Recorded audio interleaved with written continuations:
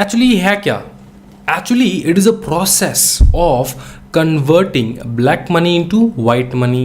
Now black money is earned either through legitimate या तो illegitimate channel. क्या बताइए? एक तो हो सकता है लेजिटिमेट चैनल, दूसरा हो सकता है इलेजिटिमेट चैनल. समझे? एक तो हो सकता है लेजिटिमेट चैनल, दूसरा हो सकता है इलेजिटिमेट चैनल. अब अगर इलेजिटिमेट चैनल के माध्यम से हम लोग मनी जो है वो अर्न कर रहे हैं, तब तो समझ में आता है कि ठीक है, उसको हम लोग ब्लैक मनी कहते हैं. ठीक है, ब्लैक मनी क्या है? ब्लैक मनी कैसे हम लोग अर्न करते हैं? इलेजिटिमेट चैनल से. और अगर लेजिटिमेट चैनल है तो कैसे? लेजिटिमेट चैनल है तो कैसे मतलब मैं समझाता हूँ. फॉर एग्जाम्पल इलेजिटिमेट चैनल, आपने ड्रग्स बेचा, ठीक है, वो ड्रग्स मतलब मेडिसिन वाला ड्रग्स नहीं, कोकेन वाला ड्रग्स. तो वो आपने बेचा, वो बेचने के बाद आपने पैसा अर्न किया, वो क्या है? Black money. समझ में आ रहा है क्या है ब्लैक मनी? इलीगल सब्सटेंस को बेचना क्या हो जाता है? Black money. एक तो ब्लैक मनी हम लोग इलेजिटिमेट तरीके से कमा सकते हैं, दूसरा लेजिटिमेट तरीके से, जैसे कि नॉर्मल आप काम कर रहे हो, पैसा कमा रहे हो, आपको सैलरी कमा रहे हो, लेकिन आप टैक्स नहीं भर रहे हो, आपने टैक्स ही पे नहीं किया. आप या तो सैलरी कमा रहे हो या तो दूसरे आपके बिजनेस से पैसा आ रहा है, लेकिन आप टैक्स पे नहीं कर रहे हो. वो है लेजिटिमेट चैनल से तो आप पैसा कमा रहे हो, लेकिन अगर आप टैक्स नहीं पे कर रहे हो तो वो बन जाता है ब्लैक मनी. समझ में आ रहा है? अब इस ब्लैक मनी को हम लोग वाइट कैसे करेंगे, यही है पूरा चैप्टर. तो हम लोग आगे देखेंगे आराम से, टेंशन ना लो, एकदम समझा दूंगा बहुत बढ़िया तरीके से. ठीक है, मतलब मज़ा आ जाएगा पढ़ के. ओके, देखो ये जो मनी लॉन्ड्रिंग का प्रोसीजर होता है ना, प्रोसेस होता है ना. अच्छा, यहाँ पे बताएं सबसे पहले कि मनी लॉन्ड्रिंग होता क्या है. एंड ये बेसिक सा चीज़ है, आप एक बार देख सकते हो. बोले कि money laundering is the processing of criminal proceeds to disguise its illegal origin. मतलब उसके ऑरिजिन को हम लोग तबाह कर दे, डिस्गाइज कर दे, मतलब उसके जो ऑरिजिन है, ठीक है, उसका जो ऑरिजिन मतलब पैसा जो है वो एक्चुअली कहाँ से ऑरिजिनेट हुआ है, पैसा कहाँ से ऑरिजिनेट हुआ है, उसको हम लोग छुपा दे या तो उसको हम लोग बदल दे, उसको कहा जाता है मनी लॉन्ड्रिंग. ठीक है, अब कैसे करेंगे? देखो, एक तो आपके पास ब्लैक मनी है. समझना एक चीज़, एक आपके पास क्या है? Black money. ठीक है, अब दिक्कत कहाँ पे आएगा मैं आपको समझाता हूँ. एक आपके पास है ब्लैक मनी. अब इस ब्लैक मनी को आप वाइट में कैसे कन्वर्ट करोगे? मनी लॉन्ड्रिंग से. शिवाजी द बॉस देखे हो कि नहीं देखे हो? हाँ जी, शिवाजी द बॉस देखे हो कि नहीं देखे हो? हाँ जी, देखे है. तो शिवाजी द बॉस क्या करता है? हर मंत्री से जो उनका इलीगल पैसा है, हर मिनिस्टर से उनका जो इलीगल पैसा है वो अपने पास रख लेता है. अब उस पैसे को वो हवाला के ज़रिए भेजता है foreign country, and foreign country से डोनेशन के माध्यम से उसके फाउंडेशन या ट्रस्ट में आ जाता है वो पैसा. तो क्या हो जाता है कि यही पैसा जो उन्होंने, मतलब ये तो इलीगल पैसा है ना, मंत्रियों का पैसा, अब यही पैसा जो है ये जा रहा है बाहर के देश में. अब बाहर के देश में वो पैसा जाके इंडियन मनी में कन्वर्ट होके आ रहा है. तो मतलब कि ये पैसा का ओरिजिन क्या था? मिनिस्टर से चुराया हुआ पैसा. एक्चुअली शिवाजी द बॉस ने भी तो मिनिस्टर से पैसा चुराया था ना. अब वो जो पैसा चुराया है मिनिस्टर से, उसका ओरिजिन को बदल देंगे हम लोग. ठीक है, उसका ओरिजिन को बदल देंगे. कैसे बदलेंगे सर, बताइए ना एक बार. हाँ जी, हम क्या करेंगे? हवाला करेंगे. हम इस पैसे को भेज देंगे foreign countries, and foreign countries से पैसा हम लोग डोनेशन के तौर पे ले लेंगे. तो जैसे पैसा कन्वर्ट होके आ रहा है हमारे पास, तो ऐसा दिखेगा कि भैया ये तो डोनेशन का पैसा, मतलब लीगल है, इलीगल पैसा को लीगल बना देगा. समझ में आ रहा है? तो money laundering is actually the processing of criminal proceed, मतलब ये क्राइम है ना एक. ठीक है, proceeds to disguise is illegal origin, मतलब इसका जो इलीगल ऑरिजिन है उसको चेंज कर देना. राइट, देखो, terrorism, illegal arms sales, financial crime, smuggling and activities of organized crime including drugs trafficking and prostitution rings etc generate huge sums. इससे हम अपन को बहुत पैसा मिलता है. लेकिन ये सारा क्या है? इलीगल चीज़ें हैं ना. हाँ जी, ठीक है। फिर इनसाइडर ट्रेडिंग, ब्रिबरी, कंप्यूटर फ्रॉड, ये सारा सब कुछ है कि नहीं। तो ये जो इलीगल गेन्स है ना, इलीगल गेन्स है, इल गॉटन गेन्स, ठीक है, उसको हम लोग मनी लॉन्ड्रिंग के थ्रू, मनी लॉन्ड्रिंग हम उसको लेजिटिमेट बना देंगे।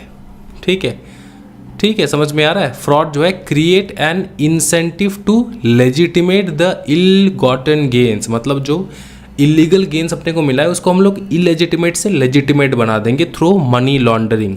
अब मनी लॉन्ड्रिंग जो है इसमें आता है एक फेमस सा कोट, वो है हवाला, हवाला का पैसा, हवाला का पैसा, हवाला का पैसा, है कि नहीं। तो ये जो चीज़ है ये मैं आपको पूरा एक्सप्लेन करूँगा कि हवाला का प्रोसीजर क्या होता है, पूरा धीरे धीरे करके मैं आपको एक्सप्लेन करूँगा, मज़ा आने वाला है, ठीक है। लेकिन सबसे पहले समझ लो मनी लॉन्ड्रिंग होता कैसे है, मनी लॉन्ड्रिंग होता कैसे है। अच्छा, मनी लॉन्ड्रिंग में 3 फेमस स्टेप है, एक है प्लेसमेंट, दूसरा है लेयरिंग, तीसरा है इंटीग्रेशन। एक है प्लेसमेंट, दूसरा है लेयरिंग, तीसरा है इंटीग्रेशन। एग्जामिनेशन के लिए बहुत फेमस चीज़ है ये, इंपॉर्टेंट फॉर योर एग्जामिनेशन, ठीक है। अच्छा, हवाला कैसे काम करते हैं वो सबसे पहले बात करते हैं, उसके बाद हम लोग इस पे जाएंगे, क्योंकि ये इंग्लिश वर्जन है, मैं आपको हिंदी वर्जन समझाऊंगा, है कि नहीं। होता क्या है, अगर आपने शिवाजी द बॉस देखा है तो आपको पता लगेगा कि देखो होता क्या है, समझना, ठीक है। बहुत ब्यूटीफुल सा चीज़ होता है हवाला, कैसे काम होता है देखो, एक बहुत ब्यूटीफुल तरीके से होगा। देखो देखो, फॉर एग्जाम्पल यहाँ पर है बंदा ए, यहाँ पर है बंदा ए, यहाँ पर है बंदा ए, इसके पास है बहुत सारा इलीगल पैसा, इलीगल पैसा पकड़ लेते हैं हम लोग। ये जो ए है ना, ये शिवाजी है, शिवाजी है, शिवाजी द बॉस जो था उसमें शिवाजी है। अब इलीगल पैसा उसके पास कैसे आया, उन्होंने मिनिस्टर से, मिनिस्टर का जो भी इलीगल पैसा था उन्होंने कंप्यूटर हैकिंग के मदद से या फिर जो भी वहाँ पे कहानी था उसके मदद से उन्होंने अपने अकाउंट में, या तो अकाउंट में तो नहीं जा सकता इतना सारा पैसा, उन्होंने कैश में जो बोरिया बन के, मतलब भर भर के उन्होंने रखा अपने पास, ठीक है। अब ये जो कैश में पैसा है, ये जो कैश में पैसा, ये तो सारा इलीगल पैसा है, क्योंकि शिवाजी ने तो अर्न नहीं किया ना उस पैसे को, उन्होंने तो मिनिस्टर्स के जो, एमएलएस के जो इलीगल पैसा है उन्होंने उस पैसे को अपने पास रखा है, ठीक है। अब ये जो बस्ते में इतना सारा पैसा है ये इलीगल पैसा है, और ये कभी ना कभी एक ना एक दिन जो है ये पकड़े जा सकते हैं। अब ये जो हार्ड कैश है, इस हार्ड कैश को अपने को भाई छुपा के भी तो रखना होगा, कैसे छुपा के रखेंगे सर, बहुत दिक्कत है। तो एक काम करते हैं ना, इस ब्लैक मनी को, ये तो ब्लैक मनी है, ब्लैक मनी, ब्लैक मनी कह सकते हैं, ठीक है, ब्लैक मनी कह सकते हैं ना, या तो इसको डर्टी मनी भी कहा जाता है। सर ये आप बना के कह रहे हो ना सर, भाई मैं कुछ भी बना के नहीं कहता, ठीक है, सब कुछ बुक्स में दिया है। ब्लैक मनी कह सकते हैं इसको, या तो हम लोग कह सकते हैं ये डर्टी मनी है। क्या मनी है? डर्टी मनी, ठीक है। अब ये जो पैसा है, इस भैया शिवाजी का इंटेंशन सही है, ठीक है, मेडिकल कॉलेज खोलना है, सबको फ्री में पढ़ाना है, ठीक है, बहुत बढ़िया, मतलब मेरे जैसा नेक इंसान, चलो नहीं ठीक है, मैं उनके जैसा नेक इंसान। अच्छा, बात ऐसा हो जाएगा कि अब इस पैसे को खर्चा भी तो करना होगा, और अगर हम लोग ऐसे ही खर्चा करेंगे इसको तो पुलिस के नज़र में आ जाएंगे, इनकम टैक्स के नज़र में आ जाएंगे, बड़े बड़े बिल्डिंग्स प्रोजेक्ट्स पे इन्वेस्ट करना होगा पैसे को। तो हम लोग इसको क्या कर सकते हैं? तो शिवाजी ने क्या किया, उन्होंने एक हवालादार को पकड़ा। किसका मदद लेगा? हवालादार का मदद। अब इस हवालादार को हम लोग कह सकते हैं एजेंट, हवाला एजेंट, हवाला एजेंट। क्या बताइए? हवालादार मतलब हवाला एजेंट, समझ में आ रहा है? अब ये हवालादार जो है ये क्या करता है समझो, ठीक है। इस हवालादार को किसने कॉल किया? इस हवालादार को कॉल किया शिवाजी ने। बोले कि भाई साहब मेरे पास 5,000 करोड़ रुपीस है, इसको मेरे को कन्वर्ट करना है, इलीगल मनी है, मेरे को इसको कन्वर्ट करना है लीगल मनी में। अब शिवाजी था इंडिया में, ठीक है। शिवाजी कहाँ पे था? शिवाजी था सर इंडिया में था सर शिवाजी, ठीक है।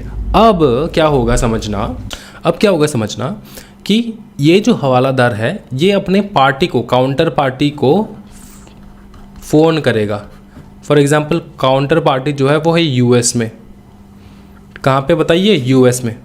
सर पाकिस्तान में करे तो नहीं, पाकिस्तान में नहीं कर सकते सर। बांग्लादेश में करें तो बांग्लादेश में भी नहीं कर सकते, क्योंकि देखो बांग्लादेश में ऑलरेडी बहुत गरीबी है और पाकिस्तान तो एनिमी कंट्री है, ठीक है। उनको कांटेक्ट नहीं कर सकते, क्योंकि अगर पैसा उन कंट्री से आ रहा है ना तो वैसे ही नज़र में आ जाएगा। किसके नज़र में आ जाएगा? इनकम टैक्स डिपार्टमेंट वगैरह वगैरह, ठीक है। तो सब लोग शक करेंगे कि भैया इतना पैसा पाकिस्तान क्यों भेज रहा है। अब होता क्या है समझो, फॉर एग्जांपल हम लोग लेंगे यूएस, बहुत सेफ कंट्री है यूएस में इंडिया, एक स्मॉल इंडिया करके जगह है कि नहीं। अरे यूएस जो है ना वो उसमें मतलब एक इंडियन कंट्री है ही उसमें, समझ में आ रहा है, छोटा सा, इतना ज़्यादा इंडियन पॉपुलेशन है यूएस में। अच्छा समझो कि ये जो 500 करोड़ रुपीस है ये एक्सेप्ट करेगा कौन? हवालादार। ये अपने पॉकेट में रख लेगा हवालादार, ठीक है। अब ये अपने काउंटर पार्टी को बोलेगा कि भाई सुन, तेरे को इस अकाउंट में SBI ऐसे 932 इस प्रकार का एक अकाउंट नंबर दे देगा, बोलेगा ये अकाउंट है अपना शिवाजी ट्रस्ट का। अब इस ट्रस्ट में तुमको पैसा जो है वो भेजना है डोनेशन के तौर पे, डोनेशन के तौर पे। कैसे भेजेगा समझो, देखो ये जो शिवाजी है, ठीक है, शिवाजी ने 5000 करोड़ रुपए यूएस को हवाला एजेंट को दे दिया है। अब हवाला एजेंट अपने पार्टी को बोलेगा, अब शिवाजी का एक फ्रेंड था ना, नाम भूल गया, वो जाएगा यूएस में। अब यूएस में उस फ्रेंड को मिल जाएगा 500 करोड़ रुपीस वर्थ का यूएस डॉलर, ठीक है ना। तो यूएस डॉलर में मिलेगा वो चीज़, है कि नहीं। और इसमें से कुछ commission, for example 10% 15% commission cut करके रख लेगा। कौन रख लेगा? ये हवालादार, ठीक है। अब ये पैसा चला जाएगा शिवाजी के फ्रेंड के पास। अब शिवाजी का जो फ्रेंड है ये क्या करेगा, ये अलग अलग लोगों को, फ्रेंड्स को जोड़ेगा यूएस से, एंड उनको ये पैसा जो है छोटे छोटे अमाउंट में ट्रांसफ़र कर देगा इनके अकाउंट पे। या तो कैश दे देगा या तो बहुत सारे लोगों को, रिलेटिव्स, फ्रेंड्स, सबको दे देगा ये पैसा, ठीक है। अब इन्हीं रिलेटिव एंड फ्रेंड्स जो है इनको कहेगा कि भैया आपको ये जो अमाउंट है ये आपको ट्रांसफ़र करना इस अकाउंट में, समझ में आ रहा है, आपको ट्रांसफ़र करना इस अकाउंट में। तो क्या हो जाएगा, देखो लेजिटिमेट हो जाएगा ना चीज़ें। ये तो डोनेशन के तौर पे आ रहा है, शिवाजी द ट्रस्ट, शिवाजी का जो ट्रस्ट है शिवाजी ट्रस्ट, तो उसमें जाने वाला है, क्या जाने वाला है? पैसा। तो यही होता है टोटल हवाला। हवाला किस प्रकार से होता है आपको समझ में आ चुका है, कोई दिक्कत वाली बात नहीं है कि नहीं। बहुत ब्यूटीफुल, बहुत ईजी सर। हाँ जी, पूरा प्रोसीजर समझ में आ चुका है। क्या बताइए, शॉर्टकट में बता दीजिए सर फिर से एक बार। देखो शिवाजी जो है उन्होंने इलीगल पैसा कमाया, किससे? मंत्रियों के अकाउंट हैक करके या तो उनको ब्लैकमेल करके पैसा जो है, इलीगल पैसा उन्होंने लिया है। अब कितना पैसा है? 5000 करोड़ का पैसा है। अब ये पैसा जो है बोरी में डाल के उन्होंने जो है किसी एक कारखाना में रख दिया है। अब इसको तो इन्वेस्ट भी करना होगा। अब ऐसे तो इन्वेस्ट नहीं कर सकते, इन्वेस्ट करने लग जाए तो इनकम टैक्स डिपार्टमेंट के नज़र में आ जाएंगे हम लोग, है कि नहीं। अब क्या होने वाला है कि शिवाजी कांटेक्ट करेगा हवालादार को। हवालादार को ये 5000 करोड़ रुपए दे देगा। हवालादार उसमें से 10 to 15% जो भी उनका परसेंटेज रहेगा वो कट कर लेगा और उसको फ्रेंड को उसका जो काउंटर पार्टी है, फॉर एग्जांपल यूएस, उसमें फ़ोन करेगा और कहेगा कि भैया एक इंसान है जो शिवाजी का ही इंसान रहता है, मतलब शिवाजी का ही फ्रेंड रहता है, उसको तुम इतना रुपए, for example 4500 crore rupees worth का यूएस डॉलर दे दो। अब जैसे ही शिवाजी के फ्रेंड को मिल जाएगा ये पैसा, ये शिवाजी का फ्रेंड उसके सारे रिलेटिव्स, फ्रेंड्स जो भी यूएस में है, ठीक है, उनको ये छोटा छोटा टुकड़ों में, मतलब ये बिग अमाउंट जो है ना छोटे छोटे टुकड़े में बांट करके इनको दे देगा और कहेगा कि सुनो तुमको क्या करना है, तुमको यही पैसा जो है इस अकाउंट नंबर पे ट्रांसफ़र करना है। और ये अकाउंट नंबर एक ट्रस्ट का है, शिवाजी ट्रस्ट। तो दिखने में ऐसा आएगा कि लोग डोनेशन कर रहे हैं, है कि नहीं। तो ये ब्लैक मनी जो है वो वाइट हो जाएगा। इस प्रकार से होता है हवाला ट्रांजैक्शन। समझ में आया? हाँ जी, समझ में आ चुका है सर। अब यही चीज़ जो है ना आप लोग 3 स्टेप में समझने वाले, 3 स्टेप में। ये 3 स्टेप क्या है? Placement, layering and integration. Placement, layering and integration. Placement में क्या कहा जाता है? इट इज़ द फर्स्ट, सुनो अच्छे से मैं क्या कह रहा हूँ, ठीक है। प्लेसमेंट में क्या कहा जाता है कि इट इज़ दी, प्लेसमेंट में कहा जाता है कि it is the first initial stage where the crime money is injected into the formal financial system। ठीक है, पहले तो प्लेसमेंट करेंगे, ठीक है, by dividing large amount into small and less compensation, small and less sums. मतलब कि ये जो 5,000 का पैसा जो यूएस में जा चुका है, अब ये तो इलीगल मनी ही है ना, ये 5,000 का यूएस डॉलर जो है, 5,000 करोड़ का जो यूएस डॉलर है, ये इलीगल मनी है। इसको हम लोग सिस्टम में कैसे इंजेक्ट करेंगे? सिस्टम में कैसे इंजेक्ट करेंगे? ऐसे लोगों को छोटे छोटे अमाउंट में बांट देंगे हम लोग, ठीक है। तो सिस्टम में इंजेक्ट हो चुका है वो अमाउंट, है कि नहीं? ये हो गया आपका प्लेसमेंट। अब लेयरिंग क्या होगा? लेयरिंग में क्या होगा? ये जो पैसा अब इन सारे इंसानों को मिल चुका है ना, अब ये सारे इंसान जो है ये क्या करेंगे, ये इसी पैसे को ना अलग अलग अकाउंट नंबर में, SBI, एक्सिस बैंक, ठीक है, अलग अलग कंट्री से डोनेशन आएगा इन सारे अकाउंट में, समझ में आ रहा है? और ये दिखाएंगे भैया डोनेशन के तौर पे, इसको कहा जाता है लेयरिंग। अब इंटीग्रेशन क्या है? इंटीग्रेशन मतलब है वो जो पैसा अभी ब्लैक से वाइट होके आ चुका है अपने पास, उसको हम लोग क्या करेंगे, उसको ना सर हम लोग वाइट कर देंगे। कैसे वाइट करेंगे? हम लोग इसको ना ह्यूज इन्वेस्टमेंट करेंगे। क्या करेंगे? Huge investment. अब ह्यूज इन्वेस्टमेंट कैसे होगा? नॉर्मली शिवाजी द बॉस में तो भैया इंटेंशन सही था शिवाजी का, इसलिए उसने मेडिकल कॉलेज बनाया, लेकिन लोग क्या करते हैं? फैंसी कार खरीदते हैं, एक्सपेंसिव कार्स खरीदते हैं, प्रॉपर्टीज़ खरीदते हैं, समझ में आ रहा है? तो वो होता है थर्ड स्टेज, जिसको कहा जाता है इंटीग्रेशन। समझ में आ रहा है? ये हम लोग धीरे धीरे देखेंगे, पहले मैंने समझा दिया आपको, अब यहाँ पे शुरू हो जाते हैं हम लोग, ठीक है। देखो प्लेसमेंट जो है ना, placement it is in the initial or placement stage of money laundering the launderer introduces illegal profits into the financial system by breaking up, पैसे को डिवाइड कर देता है, large amount of cash into less conspicuous smaller sums, मतलब जिससे शक ना हो, sums that are then deposited directly, और उस सम को directly into a bank account deposit किया जाता है, ठीक है। और purchasing a series of monetary instrument that are later collected and deposited into accounts at another location. अब उसके बाद क्या होता है कि after the fund enters into the financial system, जैसे इंजेक्ट हो जाता है फाइनेंशियल सिस्टम में, लेयरिंग होता है, लेयरिंग टेक्स प्लेस। वो क्या होता है? In this stage the launderer engages in a series of conversion or movement of the funds. अब उस फंड का मूवमेंट होता है to distance them from their source, उस फंड को ना उसके सोर्स से दूर लेकर जाता है। कैसे? The fund might be channelled, वो चैनल्ड होता है, ठीक है, through the purchase and sale of investment instrument, or the launder might simply wire the fund through a series of account at various banks across the globe. मतलब जैसे मैंने आपको बताया, क्या ये कौन सा स्टेज है, ये कौन सा स्टेज है बताइए? ये है लेयरिंग का स्टेज। मतलब ये देखो, ये सारे जो इंसान है ना, अलग अलग कंट्री से इंसान रहेगा ये, ठीक है, अलग अलग कंट्री से, ग्लोब में अलग अलग जगह से ये इंसान आएंगे। अब इनके अकाउंट में पैसे जो है वो दे दिया जाएगा, ठीक है। तो जब ये लोग फिर से दोबारा इस पैसे को इंडिया भेजेंगे ना, तो अलग अलग कंट्री से डोनेशन आ रहा है, इस प्रकार से देखने को मिलेगा। समझ में आ रहा है? हाँ जी, समझ में आ रहा है। इसमें ना आप छोटा सा करके लिख दो, यहाँ पे इतना बड़ा पढ़ के फ़ायदा नहीं है। आप लिखो layering is done to distance the black money from its source, इस प्रकार से आप लिखो सो दैट आपको याद रहे, ठीक है। थर्ड स्टेज में आपको क्या करना है? थर्ड स्टेज में मैं जो बोल रहा हूँ ना वो लिख डालो, ठीक है।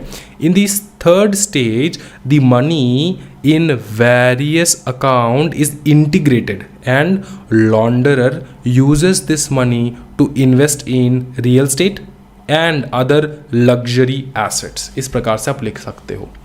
ऐसे ही तो होता है मनी लॉन्ड्रिंग। समझ में आ रहा है? हाँ जी, ये तीनों हो चुका है, समझ में आ चुका है सर, कोई दिक्कत वाली बात नहीं है। तो सर जो आपने कहा है अभी इसी वक्त जो कहा है सर, वो हम लोग एग्जाम में लिख सकते हैं, बिंदास लिख सकते हो, कोई दिक्कत वाली बात नहीं है, ठीक है। समझ में आ चुका है? ये हो चुका आपका मनी लॉन्ड्रिंग का चीज़, ठीक है। अब हम लोग आगे बढ़ेंगे। Okay, what is the connection? Question है, what is the connection of money laundering with society at large? आपको मैंने कंसेप्ट समझा दिया, ये आपको याद रखना कि क्या होगा अगर मनी लॉन्ड्रिंग सोसाइटी में एट लार्ज प्लेस हो रहा है तो, ठीक है। तो ये आपको रीड कर लेना, थोड़ा भाषण होगा यहाँ पे। अच्छा, ये ग्लोबल इनिशिएटिव्स है, ग्लोबल इनिशिएटिव्स को आपको रीड करना है, याद करने की ज़रूरत नहीं, एग्जामिनेशन में नहीं आएगा कि वियना कन्वेंशन क्या है, काउंसिल ऑफ यूरोप कन्वेंशन क्या है, European union money laundering directive क्या है, ठीक है। ये सारा इट्स नॉट इम्पॉर्टेंट, ओके। मैं आपको बताऊंगा, ये important the financial action task force, ये बहुत इंपॉर्टेंट है, ये मैं आपको समझा दूंगा, लेकिन अभी नहीं, this is not the correct time. आपको सबसे पहले मैं समझाऊंगा United Nation Global Programme against money laundering, ये रीड करना है, नॉर्मली याद रखने की ज़रूरत नहीं है। उसके बाद जो है हम लोग सीधा जाएंगे, ये देखो एक्ट शुरू हो रहा है यहीं से, prevention of money laundering act 2002, ठीक है। समझ में आ रहा है? स्कीम जो है वो एक बार पढ़ लेना कि स्कीम में क्या बताया, वही बताया सेम चीज़ की कैसे हम लोग रोकेंगे, ठीक है। चलो ये सारा डेफिनेशन एक बार रीड कर लेना। मनी लॉन्ड्रिंग मैंने पूरा आपको समझा दिया, मनी लॉन्ड्रिंग क्या है, मनी लॉन्ड्रिंग ऊपर में जो समझाया वही पढ़ना है।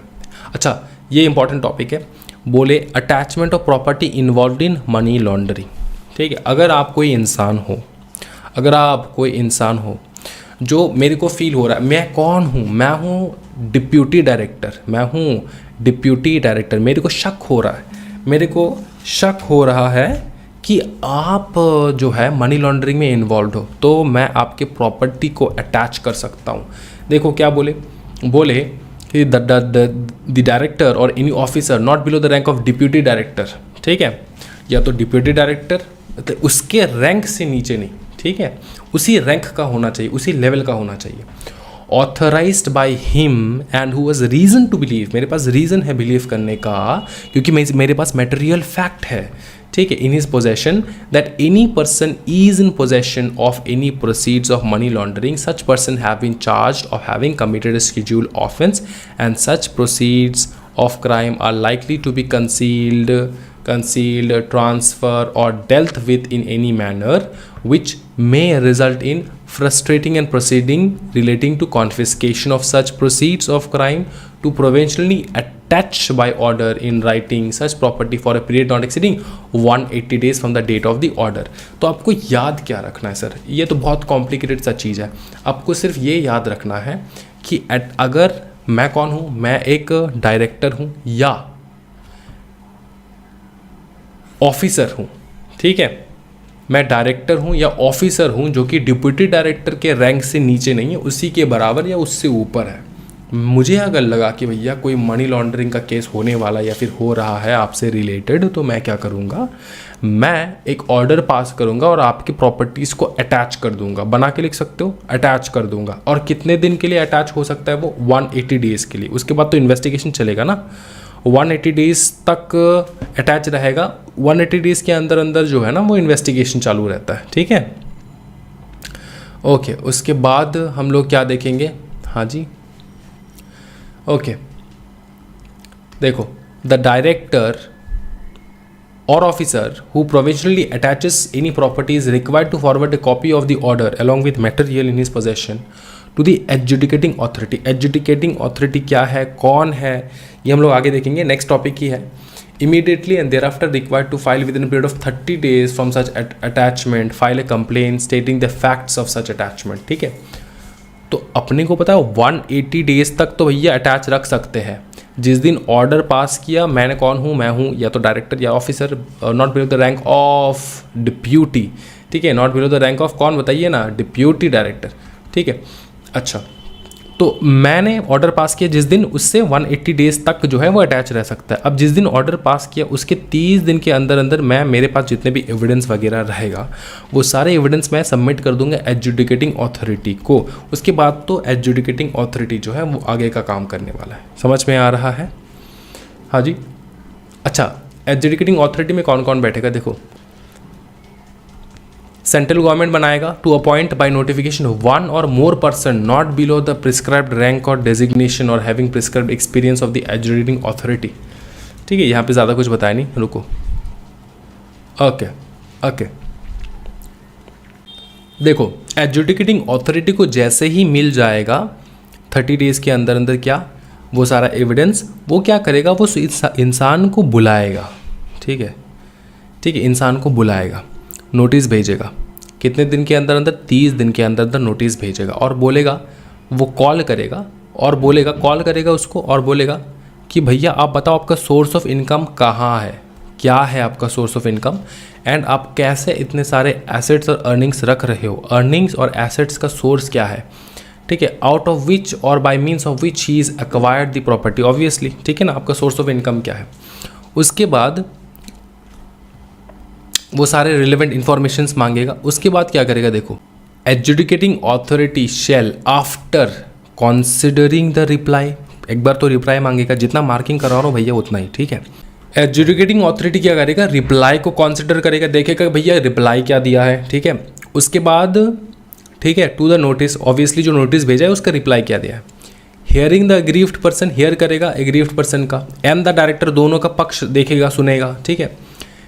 अकाउंट में लेगा सारे मटेरियल्स, ठीक है, रिकॉर्ड्स जो भी है। उसके बाद फाइंडिंग्स वगैरह, ठीक है। उसके बाद क्या होगा, देखो, एडजुडिकेटिंग अथॉरिटी डिसाइड्स दैट, अगर उन्होंने डिसाइड किया that any property is involved in money laundering, he shall by an order in writing confirm the attachment of the property made, ठीक है। उसके बाद और रिटेंशन ऑफ द प्रॉपर्टी और record seized और फ्रोजन। अच्छा, इतना आप याद रखो, ये वाला यहाँ तक मेड। उसके बाद आपको क्या याद रखना होगा, कॉन्टिन्यू ड्यूरिंग इन्वेस्टिगेशन, ठीक है, जब उन्होंने जो सीज किया है, ठीक है। देखो, कॉन्फर्म दी अटैचमेंट, कॉन्फर्म करके, ठीक है, अटैचमेंट सही है, for a period of not exceeding 365 days, 365 days, continue during investigation for a period not exceeding 365 days, or the pendency of the proceeding relating to any offence under this act become final after an order of confiscation is passed, ठीक है। तो इसका procedure क्या है, देखो अच्छे से मैंने क्या समझाया आपको। एक तो इसको देखो, अब मैंने मार्किंग करवा दी, उसके बाद समझाऊंगा, देखो अच्छे से, ठीक है। ये वाला एडजुडिकेटिंग अथॉरिटी 30 दिन के अंदर अंदर बुलाएगा, किसको बुलाएगा, उस इंसान को। उसके अलावा सुनो ना, ये जो मनी लॉन्ड्रिंग का चीज़ है ना, कोई प्रॉपर्टी अगर इन्वॉल्व है और वो प्रॉपर्टी का दूसरा इंसान भी जो है प्रॉपर्टी में इन्वॉल्व है, तो उस इंसान को भी नोटिस जाएगा, ठीक है। देखो, where property is held jointly by more than one person, such notice shall be serve to all persons holding such property, obviously. अच्छा, सिंपल बात है कि 30 दिन के अंदर अंदर नोटिस भेजेगा, बोलेगा भैया आपका सोर्स ऑफ इनकम दिखाइए, ठीक है, आप कैसे पैसा कमा रहे हो, कैसे एसेट्स रख रहे हो। जैसे उसको बोलेगा, फिर वो सुनेगा कि क्या कह रहा है, ठीक है, वो क्या कह रहा है, मतलब दोनों पार्टी का सुनेगा, एग्रीव्ड पर्सन का सुनेगा जिसका सीज होके रखा है, और डायरेक्टर का सुनेगा, ठीक है। सुनने के बाद अगर उसको लगा कि ये प्रॉपर्टी जो है मनी लॉन्ड्रिंग में इन्वॉल्व्ड है मनी लॉन्ड्रिंग में ही, वो क्या करेगा, ऑर्डर पास करेगा, ठीक है। ऑर्डर क्या पास करेगा, कॉन्फिस्केशन का ऑर्डर पास करेगा, ठीक है। और ये जो देखो, ये जो हम लोग सीज करके रखते हैं ना, इसको देखो, सीज करके रखा है उस प्रॉपर्टी को, अटैच करके जो सीज करके रखा है, फ्रोजन करके रखा है, वो हम लोग 365 डेज तक रख सकते हैं, ठीक है। उसके बाद तो भैया कॉन्फिस्केशन हो ही जाता है। कॉन्फिस्केशन मतलब सेल कर देना, सीज करके सेल कर देना, आपको भी पता है, ये फाइनल पार्ट होता है कॉन्फिस्केशन। तो ये पूरा प्रोसीजर है, आपको नोट्स बना लेना अच्छे से इस चीज़ का, अंडरस्टूड, ठीक है। Wasting of property in central government, ये समझना अच्छे से, इंपॉर्टेंट है। देखो, जैसे एक बार हम लोग कॉन्फिस्केशन ऑर्डर पास कर देते हैं ना, मतलब हम तो भैया कुछ है नहीं, जो अपना अथॉरिटी है वो एडजुडिकेटिंग अथॉरिटी है, वो जैसे ही पास कर देता है कॉन्फिस्केशन ऑर्डर, तो उस प्रॉपर्टी से रिलेटेड जितने भी राइट्स रहेंगे ना, वो सारे सेंट्रल गवर्नमेंट के पास वेस्ट करेगा, ठीक है, चला जाएगा सेंट्रल गवर्नमेंट के पास। सिर्फ इतना ही बोला है यहाँ पे। फिर देखो, ऑब्लिगेशन किसका, banking companies, financial institutions and intermediaries का क्या क्या ऑब्लिगेशंस है। देखो, मेंटेन करके रखना all records of transactions including informations relating to transactions covered under clause B in such manner as enable, मतलब इतना ही कि इंफॉर्मेशंस आपको कलेक्ट करके रखना है, ठीक है। देखो, the acts with obligations of banking company, financial institutions and intermediaries, every reporting entity shall, सब लोगों का रिकॉर्ड्स मेंटेन करके रखेगा, furnish to the director within such time as may be prescribed information relating to such transactions whether attempted or executed, the nature and value of which may be prescribed। इसका मतलब क्या है, इसका मतलब समझना कि फर्निश टू द डायरेक्टर, मतलब अगर आपको सस्पिशियस लग रहा है, मतलब ऐसा लग रहा है, आप कौन हो, आप कर्मचारी हो, आप बैंकिंग कंपनी में काम करो, बैंक का एम्प्लॉय हो, तो आपको अगर कुछ सस्पिशियस ट्रांजैक्शन लग रहा है, तब आप सीधा डायरेक्टर को कॉल करोगे। किसको कॉल करोगे, डायरेक्टर को। कॉल नहीं, सीधा जाके बात करोगे, ठीक है। Furnish to the director, and उनको फर्निश करोगे ये इन्फॉर्मेशन कि भैया ये ट्रांजैक्शन में मेरे को कुछ गड़बड़ लग रहा है, बहुत ज़्यादा हैवी ट्रांजैक्शन हो रहा है। ठीक है। फिर वेरीफाई करोगे identity of its client, verify करोगे identity of its client and beneficial owner का आइडेंटिटी जो है वो वेरीफाई करोगे, ठीक है। उसके बाद इतना, ये मतलब ऑब्लिगेशन है किसका, कंपनीज, फाइनेंशियल इंस्टीट्यूशन, इंटरमीडियरीज का। इसका मतलब क्या समझना। अच्छा, मैं एक बार छोटा सा मार्किंग करवा दूं सो दैट आप लोग कंफ्यूज ना हो जाओ। Maintain records of all transaction, ठीक है, इतना याद रखो। फिर furnish to the director within such time, ये तो पूरा याद रखना होगा, ठीक है। फिर identity of its clients, beneficial owner, maintain record of documents evidencing, मतलब कौन है आपके क्लाइंट्स और उनके बेनिफिशियल ओनर, ये आपको याद रखना। याद रख सकते हो, कोई दिक्कत नहीं सर, ईजी चीज़ है, ठीक है। तो ये है banking companies, financial institution, intermediaries का काम, ठीक है। कोई भी ट्रांजैक्शन, क्योंकि वो तो बैंक में, अरे पैसा जो है वो बैंक में अगर गलती से डाल दिए तो 1 करोड़ रुपए ठीक है, 10 करोड़ रुपए, 100 करोड़ रुपए अगर डाल दिए तो बताइए, 1 करोड़ रुपए, अरे भैया 10 लाख के ऊपर भी अगर डाल लो तो इनकम टैक्स का नज़र पड़ जाता है आपके ऊपर, समझ में आ रहा है।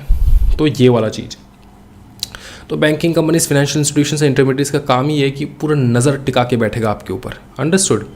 फिर देखो आपको क्या याद रखना है, जितने भी इंफॉर्मेशंस, एवरी इंफॉर्मेशंस मेंटेन्ड या तो फर्निश और verified save as otherwise provided under any law for the timing in force shall be kept confidential, ये कॉन्फिडेंशियल रखना होगा, ठीक है। जो आप डायरेक्टर के पास लेकर जा रहे हो ना सारी चीज़ें, उसको कॉन्फिडेंशियल रखना होगा। ऐसा नहीं कि मतलब मार्केट में हल्ला कर दोगे, क्योंकि अभी तक तो इन्वेस्टिगेशन हुआ ही नहीं है, बेकार बेकार खामखा बदनाम हो जाएंगे, ठीक है।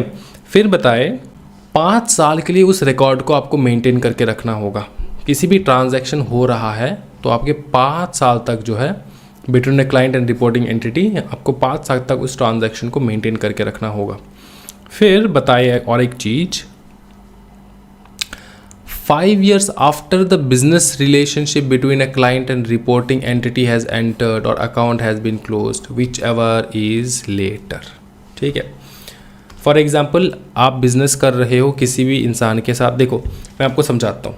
ये जो बैंकिंग कंपनीज है, ये जो बैंकिंग कंपनीज है, फाइनेंशियल इंस्टीट्यूशन से इंटरमीडियरीज, ये तो रिकॉर्ड मेंटेन करके रखेंगे कितने साल तक, 5 साल तक।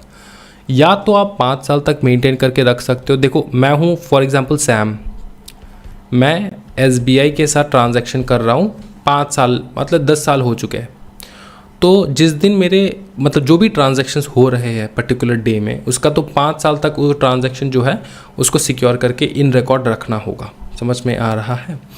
अब हो सकता है ये कि या तो मैंने फॉर एग्जांपल आज कुछ ट्रांजैक्शन किया, last year of transaction for example, ये जो लास्ट ईयर ऑफ ट्रांजैक्शन है और मैं अकाउंट क्लोज कर रहा हूँ SBI में, लास्ट ईयर ऑफ ट्रांजैक्शन है, उस ट्रांजैक्शन को मैं कितने साल तक मेंटेन करके रखूँ। अगर अकाउंट मैंने क्लोज कर दिया उसके बाद भी मेरे को 5 साल तक उसको रखना होगा, ठीक है, समझ में आ रहा है ना। तो यही बताइए यहाँ पे, देखो 5 years after business relationship between a client and the reporting entity has ended, ठीक है, और the account has been closed, whichever is later, या तो बिजनेस रिलेशनशिप एंड हो चुका है या तो अकाउंट ही बंद कर दिए हैं, उससे 5 साल तक तो भैया जो भी लेटर हो उससे 5 साल तक तो आपको मेंटेन करके रखना है। तो मोटा मोटा बात है कि 5 साल तक मेंटेन करके रखो, ठीक है। ओके, आगे देखेंगे।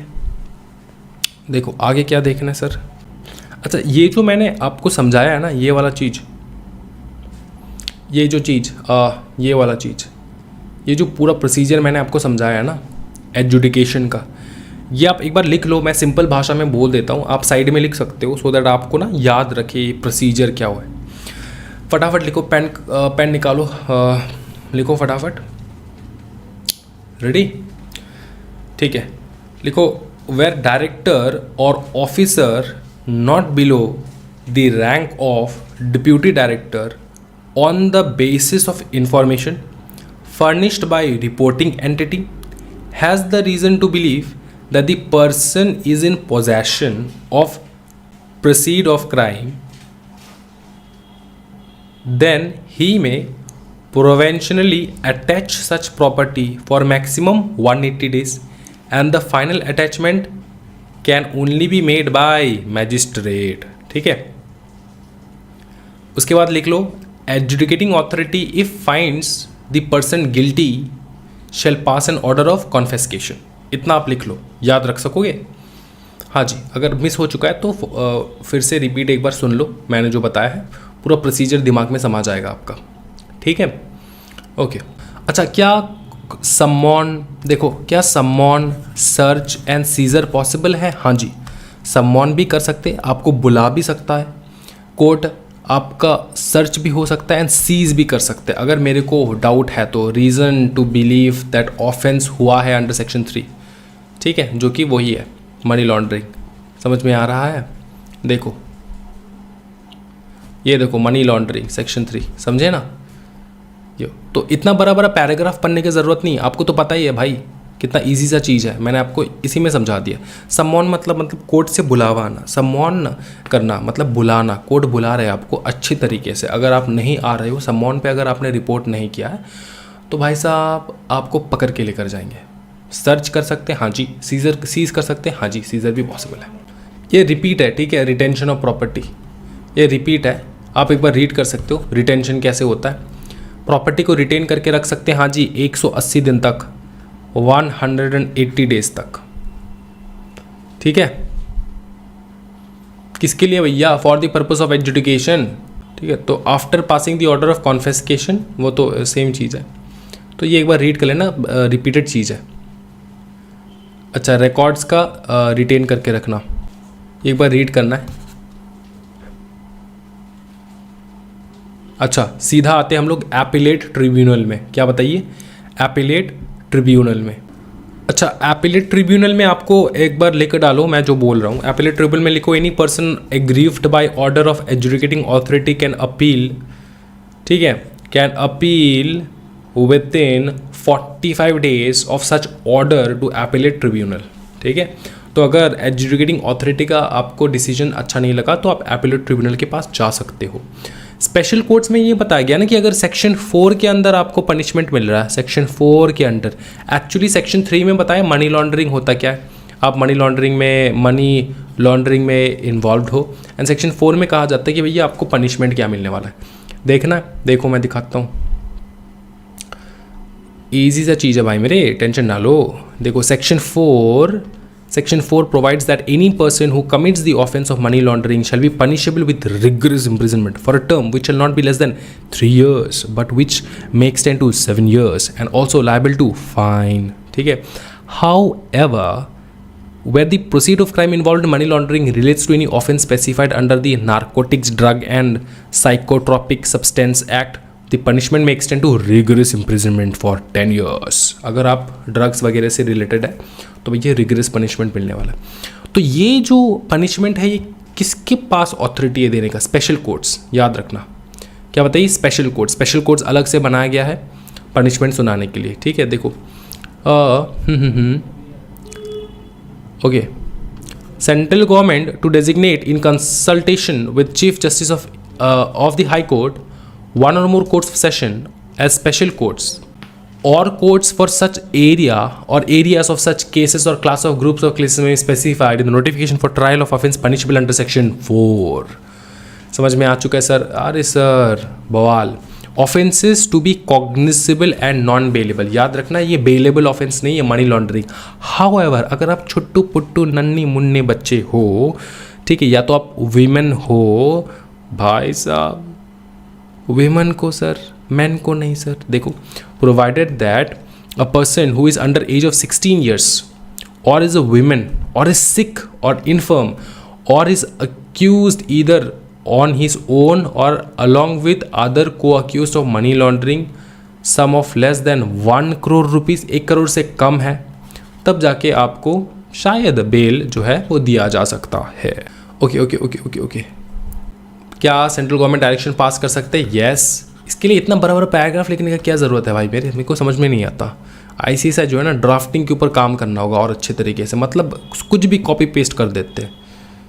क्या एग्रीमेंट बना है फॉरेन कंट्रीज़ के साथ इसको लेकर? ऑब्वियसली, सो दैट सारे कंट्रीज़ मिलके मनी लॉन्ड्रिंग जो है वो रोक सके। तो एक बार रीड कर लेना ये चीज़, ठीक है। फिर देखो ये तो भैया बता दी मैंने, अटैचमेंट, सीजर, कॉन्फेस्केशन, रिपीट हो रहा है, रीड करना एक बार।